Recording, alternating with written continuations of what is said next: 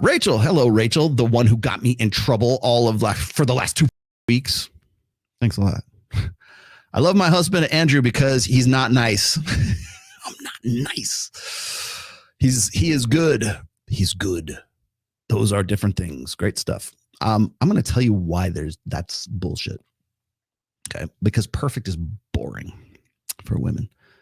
He's not nice and you're hot for him because he's not nice. He's not good. You can be good and not nice. You can be bad and not nice. So I think there's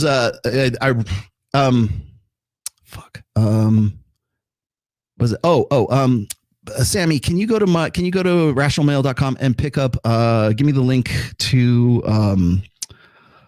it's on the tip of my tongue. The myth of the good guy is what it's called. The myth of the good guy. I've actually written about this, Rachel.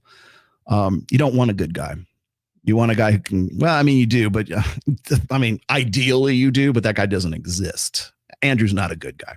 He's not nice, but he's not a good guy. And I think that there's this want to have this sort of amalgamation. Thank you for that. I got it now. The myth of the good guy. Will you put that in the chat for me, Sam? The myth of the good guy. I wrote this in 2014. Wow. September 1st, 2014. And I won't read the whole thing for you, but Sammy just put it up there. Thank you for that, Sam. Myth of the good guy is that there's this idea that women say, well, I want an alpha with a side of beta. Or I want a guy who has equal parts of kind, caring, loving, nurturing, protector, provider, parentally invested guy, beta bucks, with the perfect guy who looks like Jack Reacher, Alan Richter. I need Jason Momoa who can fuck the shit out of me and not be a nice guy. And what is it? Was Justin Waller saying you got to be the guy who can slit throats and change a diaper. Like that guy doesn't exist in the same dude. At least if it doesn't, he doesn't exist at the same time. And that's what that essay is about. And there's nothing wrong with that. I mean, you could call it a good guy. It's always this comfortable, like happy. There's this want for this happy medium was like the best of both worlds. The problem is that, and I write about this in the essay, is that when a guy is predominantly alpha and he goes a little bit beta, or he does a 180, you're like, what's wrong with it? Because he's being incongruent. And the same thing applies when a guy is more predominantly beta and he goes and he's like, well, fuck this, I'm going to be alpha now. That's the women who hate guys in the red pill. Well, that's the first thing they'll say. These guys are weak betas, and Myron and Rollo try to convince them that they need to be alpha males. These alpha male podcasts. That's not what we're trying to do. But the reason why women get upset about that is because what we're doing, or they think that we're doing, we're not, but they think that we are trying to convince beta males that no woman would ever want to fuck in the first place to think that they are alpha, and to take to not have like earned their stripes, right? Or not earned their cred or whatever, and go out and try to chat up or try to approach women who they wouldn't otherwise approach and put the ick on them. And that's really what it boils down to. You're trying to convince these guys, these loser guys, that there's something that they're not. The reason why that's offensive is because, well, as I said, women's threshold for sexual revulsion is way higher than guys.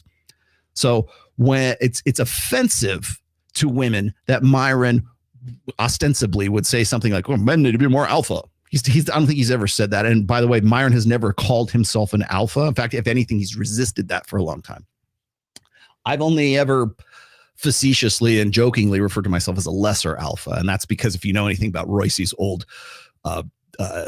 designations, it used to be an inside joke that used to be funny back in 2012, 2014. Now people are like, what is wrong? I think he's a lesser alpha. No, because of, never mind.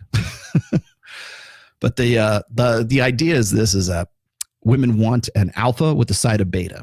You don't, because that side of beta ends up making him incongruent. Or they want a beta with a side of alpha. And that's usually the most common. Like, I want a nice guy, and he's sweet to me, and he's funny, and he takes care of my needs, and he's emotionally available, and yeah, blah, blah, blah. And then I want him to also be able to turn into Jack Reacher whenever I want him to be. Jason Momoa, now that he's single. I want him to turn into Justin Waller on demand. That's beta with a side of alpha. And the problem is that guy is never believable. Either one of them, it's never really believable. The guy who's alpha, who shows a side, who flashes a little bit of beta, that guy's more endearing.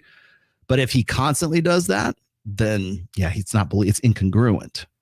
Women want congruency. They want to know, like, I tried to explain this to the ladies on Access Vegas when we're talking about shit tests. And a lot of the women didn't want to believe that there was such a thing as a shit test until like a couple of the girls copped to shit testing guys. And it was John from It's Complicated. He was on the show with us. He was our male guest. He was a really good dude. I would love to go and do some more work with him. He was actually kind of an interesting guy. They were talking about shit tests, and people are like, I don't shit test. No, you do. You just don't know that you're doing it. What do you mean I don't know what I'm doing? Yeah, you don't. Just like guys don't. Guys will simp and not know that they're simping. Why would it be such a stretch for women to like shit test guys and not know that they're shit testing them? They don't want to ever think that a guy's got them figured out and they got something on them. That's why. And guys don't like it either, but it is what it is. But guys are more open to having somebody criticize them for simping than women are for criticizing them and giving a shit test, like subconsciously, like without unthinkingly doing it. But that was the whole thing. And I tried to explain it's like there's two different kinds of shit tests, really. There's the passive shit test, and then there's the active shit test.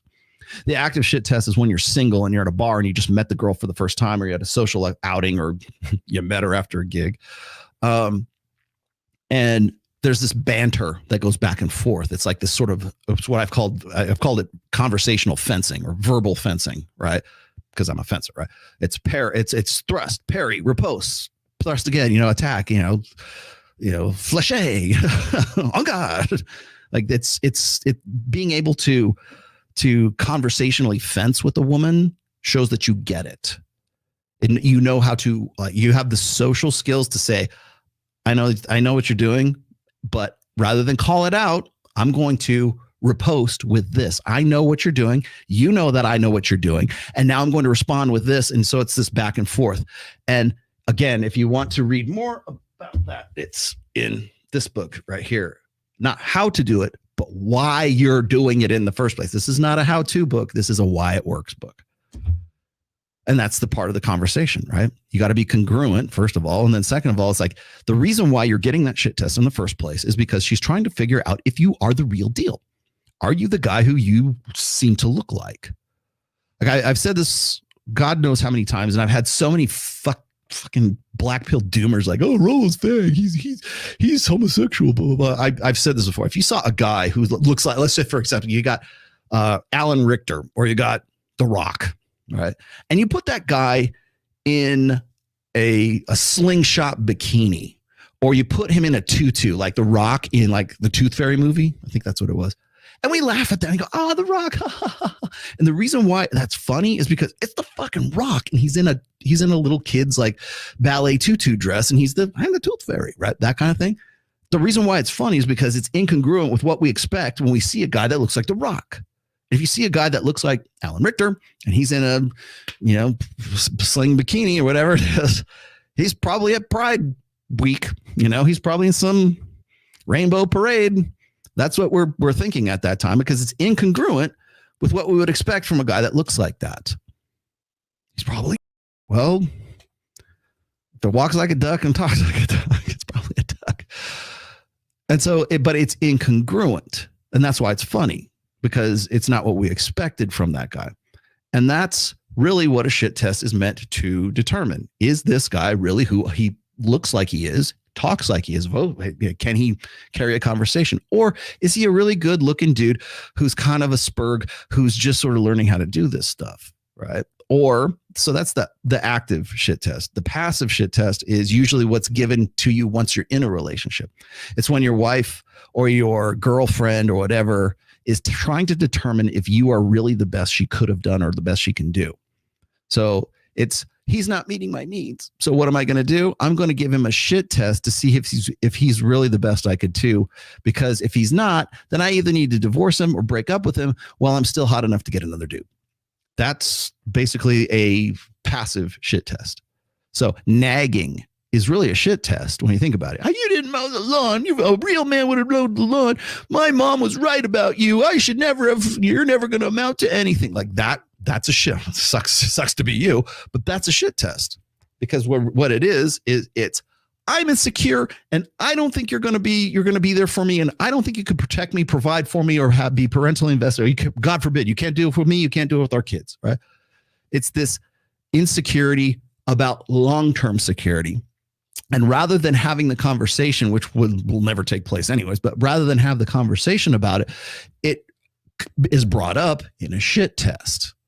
In fact, it's almost easier for me to like tell guys how to counter a active shit test than it is to have an inactive or like a passive shit test. Passive shit test is almost always delivered by your wife or your girlfriend.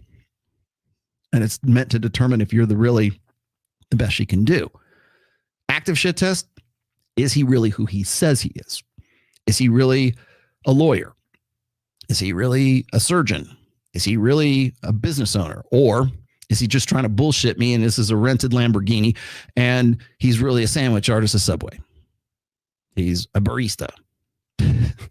Because it's easy to fake like cues of high status these days, especially with Instagram, right? Especially with digital photography. Face app, very easy.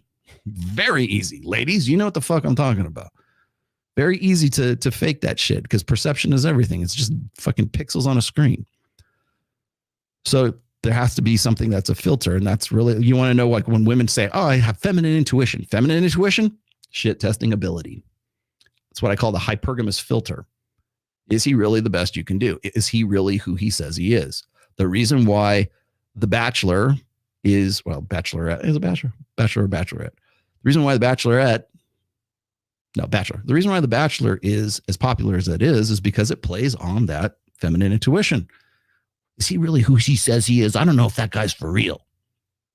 Cheaters, right? Oh, is he cheating on me or is he not? Like that indignation, that thrill, that fucking adrenaline rush, that endorphin kick, not dopamine, endorphin kick that you get by trying to figure out if the Tinder swindler is actually an agent. I've tried to figure him out. Maybe if we took out one more bank loan for him, we'll figure out if he's for real. Said the 32-year-old woman. Yeah.